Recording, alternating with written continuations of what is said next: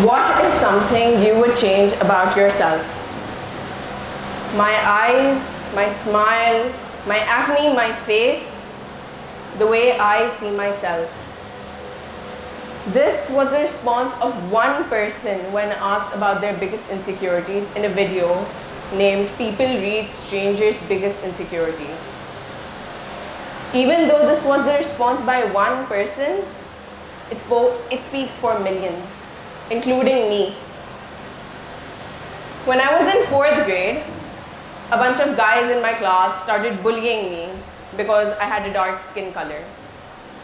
They would taunt me every single day for the next 4 years of my life. And by the end of 8th grade, when I would look in the mirror, I would not like a single shred of skin of the person I would see.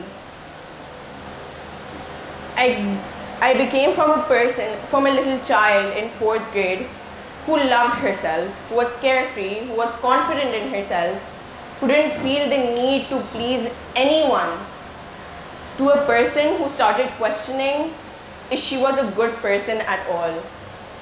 Because if I was a good person, why did any of this happen to me? Why did I not love myself at all? The bullying ended when I went into 9th grade. But then the next 3 years until now, it became the start of a new dark place, depression. I fell in a place where I did not know what was going on. I did not know what to do to get out of here. I was panicking, but did not know how to function anymore. In the speech that I drafted before the one I'm delivering right now, I explained my depression in a very systematic way. As if in the next 3 years I just got over it, when it's not that easy. Depression does not make it that easy. It does not go away like that. And I scrapped that whole talk because I knew I wasn't being true to myself. I knew I wasn't being honest with everyone. I knew I wasn't being fair with anyone suffering from depression. It did get better in 9th grade, but the start of 2018, 10th grade, was a whole other story. It set me back a million miles. At the start of 2018, I was struggling from just getting out of a toxic friendship and feeling guilty for putting myself away from that person. I felt guilty, I felt bad, I felt like I was someone who did something wrong. I was struggling with my grades because no matter what I would do, how hard I would study, it wasn't getting better, and it was frustrating for someone who always expects an A, who always expects full marks.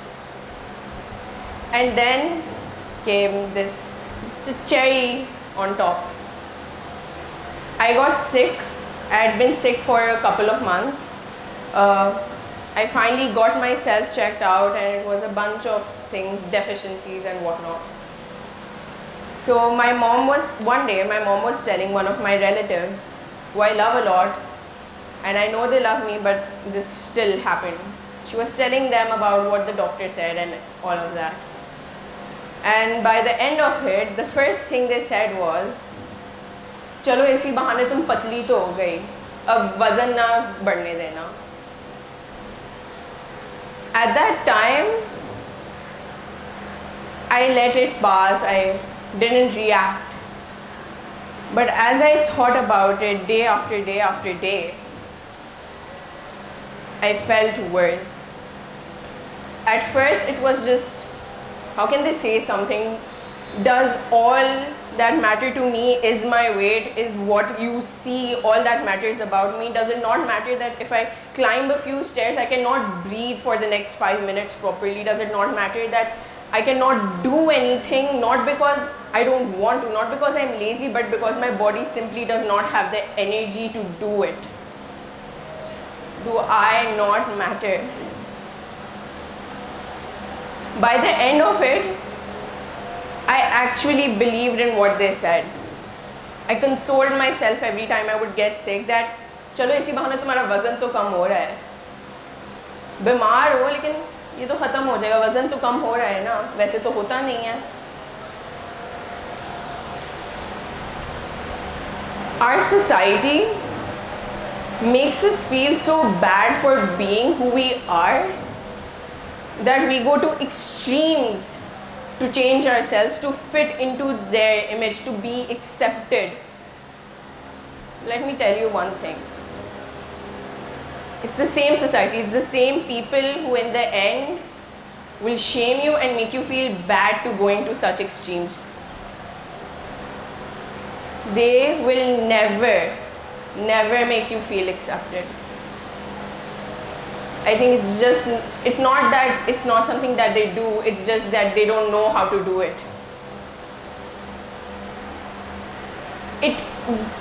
On a lighter note, it gives me a certain sense of satisfaction that people are finally fighting back to the society. They're finally trying to accept themselves for who they are, whether it's their age, their gender, their weight, anything. They are trying to accept themselves. And I say this because if you look around on social media right now, YouTubers who are different than the normal are gaining popularity. With teenagers, by everyone, they're gaining popularity because I believe because people want to learn from them and want to learn how to love themselves because they're tired of hating every inch of skin on their body.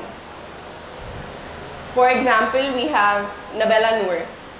She's a Muslim immigrant who lives in US. She's a plus-sized woman. She does not fit into any of the standards people have for her, but she loves herself. She's learning to love herself. And last year, she posted a video where she countered back all the haters and all her insecurities, and that gained a lot of attention to the point that she was invited to the UN to speak about her journey and about how and why we need to make this world better for women. She is an example and her followers are an example that we honestly need to follow, because we need to think twice before we say something negative about someone's appearance.